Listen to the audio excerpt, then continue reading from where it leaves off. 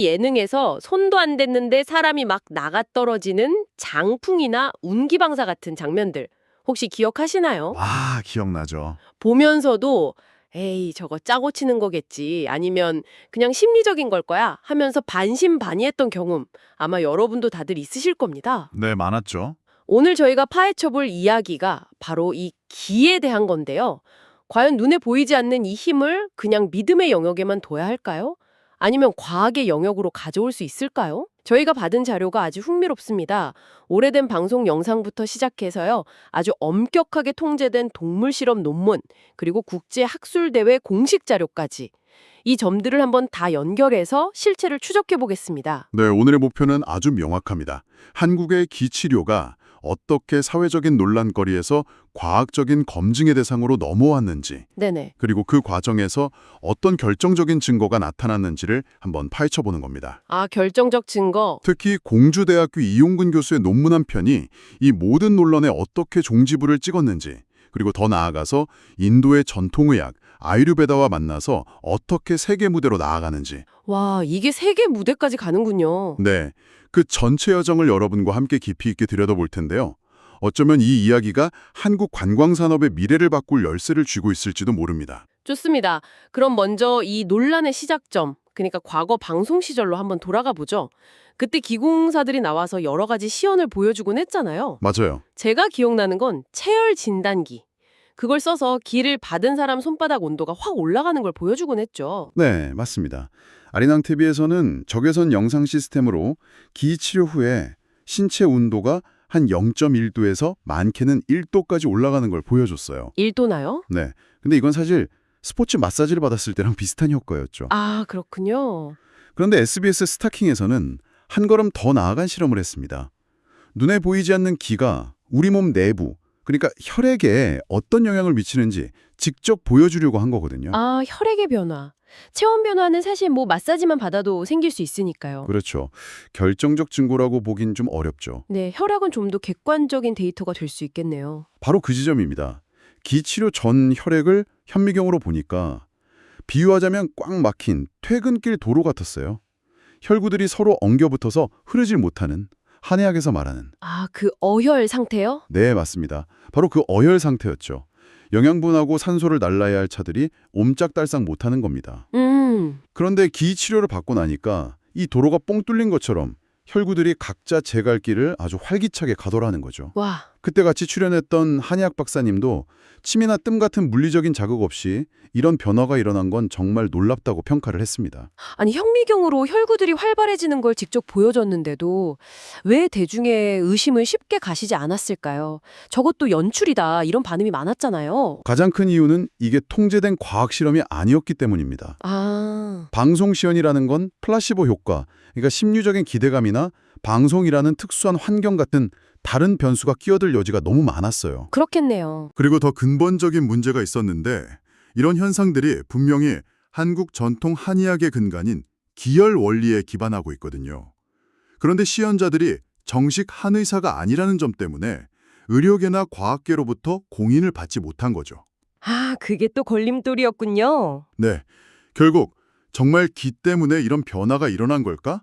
이 근본적인 질문에 누구도 명확한 답을 주지 못했습니다. 바로 그 지점에서 모든 판도를 바꾼 연구가 동장하는군요. 그렇습니다. 공주대학교 스마트 의료 웰니스 관광대학원의 이용근 교수님이 수많은 기공사들을 직접 찾아다니면서 과학적인 입증을 위해 노력한 끝에 2008년에 발표한 논문 말이죠. 네, 핵심은 인간의 심리나 믿음 이런 요소를 완전히 배제하기 위해서 실험동물, 렛들을 사용했다는 점이고요. 네, 이 실험 설계는 아주 단순하면서도 강력합니다.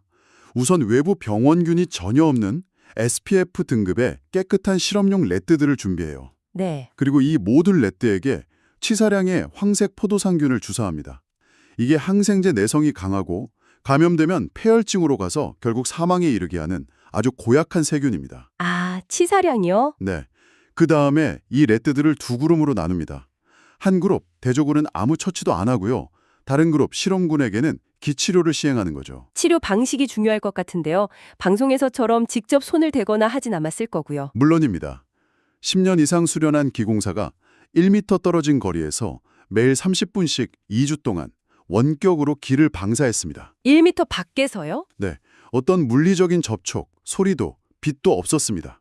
오로지 원격으로만요. 심리적인 요인이 개입할 여지를 그냥 0으로 만들어버린 겁니다. 알겠습니다. 실험 설계는 정말 빈틈이 없어 보이네요. 플라시보 효과도 없고 모든 변수가 통제됐고요. 그래서 더 궁금합니다. 그렇게 완벽하게 통제된 환경에서 눈에 보이지 않는 기가 과연 어떤 차이를 만들어냈을까요? 결과를 보고 연구팀 모두가 입을 다물지 못했죠. 네. 기 치료를 전혀 받지 않은 대조군 래뜨들은요. 세균 주입 후에 13일 이내에 모두 폐혈증으로 사망했습니다. 모두요? 네, 사망률 100%였습니다.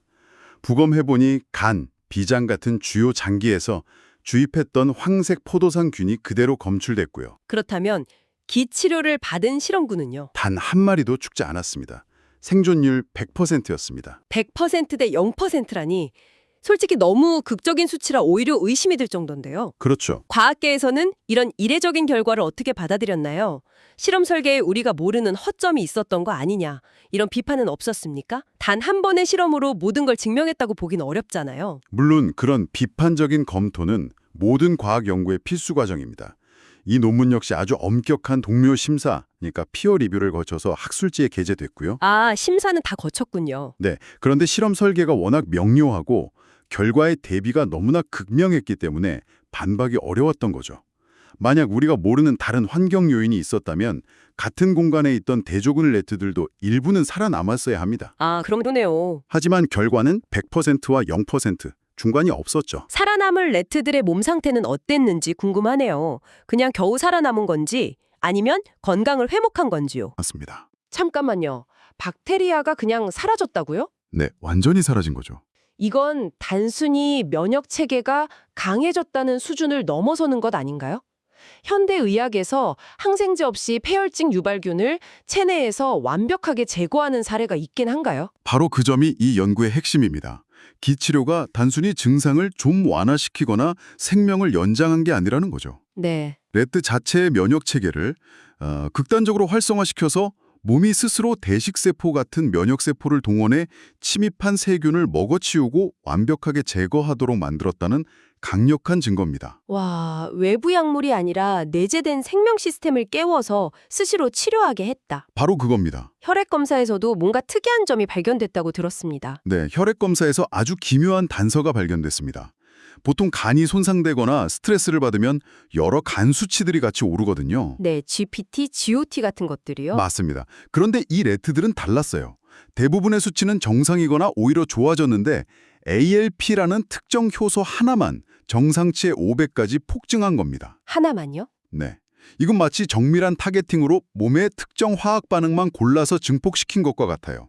일반적인 생리현상으로는 설명하기 힘든 아주 특이한 지문을 남긴 셈이죠. 그러니까 정리해보면 심리 요소를 완벽히 배제한 동물 실험에서 100%대 0%라는 경이적인 생존율 차이를 보였고 살아남은 쥐 몸에선 세균이 완전히 사라졌고 혈액에선 특정 효소만 증폭되는 기이한 지문까지 남겼다. 네. 이 정도 과학적 증거라면 이제 더 이상 믿음의 영역이라고만 할 수는 없겠네요. 맞습니다. 이 연구를 기점으로 한국의 귀치료는 국내의 논란을 넘어서 세계 무대로 나아갈 발판을 마련하게 됩니다. 그리고 그 첫 무대가 바로 2025년 12월 인도 바라나시 힌두 국립대학교에서 열리는 국제 아유르베다 학술대회입니다. ICCR로 2025죠. 아, 인도의 아유르베다. 네, 이용근 교수는 이 학회의 단순한 발표자가 아니라 학회 조직위원회가 직접 선정하는 초청연사, 즉 인바이티드 스피커로 공식 초청받았습니다. 초청연사라는 점이 왜 그렇게 중요한가요? 아유르베다는 수천 년 역사를 지닌 인도의 전통의학이잖아요. 네, 세계보건기구에서도 인정했고요. 그렇죠. 세계 3대 전통의학 중 하나죠. 그런 권위 있는 학회에서 한국의 기 연구자를 핵심 연서로 초청했다는 건 한국의 기치료를 자신들과 동등한 파트너로 인정하고 그 과학적 가치를 매우 높이 평가했다는 의미입니다. 아, 대등한 파트너로? 네. 특히 이 초청대회는 사실 놀라운 비하인드 스토리가 있습니다. 공식 초청 전에요. 인도 힌두 국립대학교 의과대학의 아유르베다 학부 전체, 그러니까 30개 학과를 총괄하는 PK 고스와미 학장이 직접 한국의 공주대학교 연구실로 이용근 교수를 찾아왔습니다. 인도의 최고 의학 책임자가 직접 한국까지 와서 만났다고요? 그렇습니다. 그가 이 교수와 몇 시간에 걸쳐서 깊이 있는 대화를 나누고 실험 데이터들을 다 검토하고 심지어 직접 귀치료를 체험까지 했습니다. 아, 직접 체험까지. 네. 이런 직접적인 교류와 상호 검증이 바탕이 돼서 이번 공식 초청이 이뤄진 겁니다. 이건 단순한 학술 발표를 넘어서 K-메디웰 에너지 테라피라는 이름으로 한국형 치유법이 세계 무대에 화려하게 데뷔하는 순간이라고 볼 수 있습니다. 세계 무대에 데뷔한다는 건 이제 학자들만 관심을 갖는 게 아니라 실제 수요, 그러니까 고객이 생길 수 있다는 뜻이겠죠? 바로 그겁니다. 마침 한국에서도 이런 흐름에 발맞춘 중요한 법적 기반이 마련되고 있다고요? 타이밍이 정말 기가 막힙니다. 마침 2026년 4월 7일부터 치유관광산업 육성에 관한 법률이 시행됩니다. 아, 치유관광. 네. 이건 한국 관광이 기존의 쇼핑이나 맛집 탐방 같은 저부가가치 중심에서 벗어나서 고부가가치, 웰니스 산업으로 도약해야 한다는 국가적인 공감대가 형성됐다는 뜻이죠.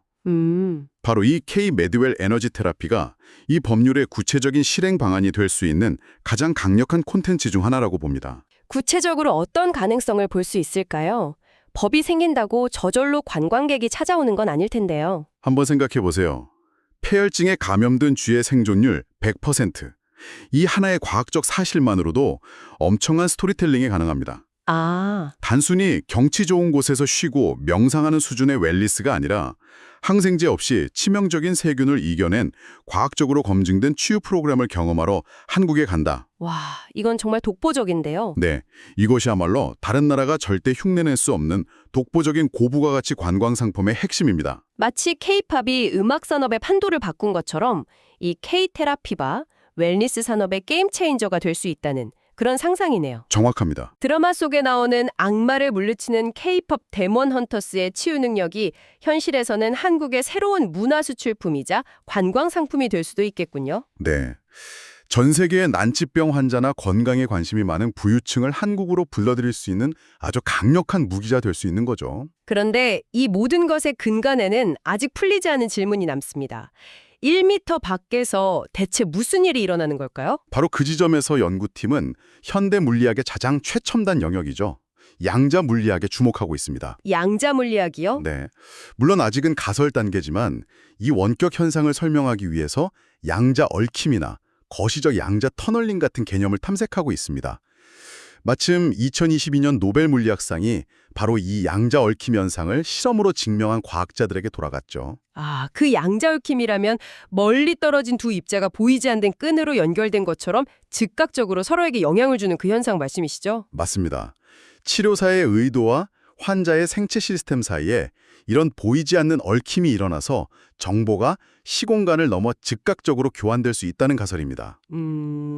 또 양자 터널링이라는 개념은 입자가 에너지 장벽을 유령처럼 통과하는 현상처럼 기 에너지가 물리적 제약을 넘어 환자에게 전달될 수 있다는 가능성을 탐색하는 거고요. 고대의 지혜로 여겨졌던 현상을 설명하기 위해 최첨단 현대 물리학의 개념을 동원한다는 그 시도 자체가 정말 대담하고 흥미롭네요. 물론 기의 본질이 양자 현상이라고 단정할 수는 없습니다.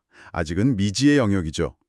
하지만 중요한 것은 설명하기 어려운 전통 치유 현상을 이해하기 위해 생화학적 반응뿐만 아니라 현대 물리학의 가장 전위적인 개념까지 총동원해서 그 가능성을 탐색하고 있다는 점입니다. 이런 접근 방식 자체가 굉장히 혁신적이라고 할 수 있습니다. TV 속 미스터리 쇼에서 시작해서 100%와 0%라는 극적인 생존율을 보여준 동물 실험, 그리고 인도의 아유르베다와 어깨를 나란히 하면서 한국의 고부가치 치유 관광 산업의 미래를 여는 가능성까지. 오늘은 보이지 않는 힘의 여정을 따라와 봤습니다. 특히 폐혈증을 유발하는 치명적인 세균을 외부 약물이 아닌 몸 스스로의 힘을 극대화해서 없애버렸다는 실험 결과는 우리에게 많은 것을 시사합니다. 네. 어쩌면 이건 질병을 치료하는 방식에 대한 근본적인 관점의 전환을 요구하는 것일 수도 있습니다. 마지막으로 여러분께 이런 질문을 던지면서 마무리할까 합니다. 만약 접촉도, 약물도 없이 우리 몸 안에 잠재된 강력한 자가치유 시스템을 깨울 수 있다면 이건 단순히 새로운 관광상품의 등장을 넘어 미래의학의 패러다임을 바꿀 수도 있지 않을까요? 어쩌면 인류의 다음 의료혁명은 완전히 새로운 신약을 개발하는 것이 아니라 수천 년간 우리 곁에 있었지만 이제야 과학의 언어로 이해하기 시작한 우리 몸 안의 비밀, 바로 그 기의 잠재력을 푸는 데서 시작될지도 모릅니다.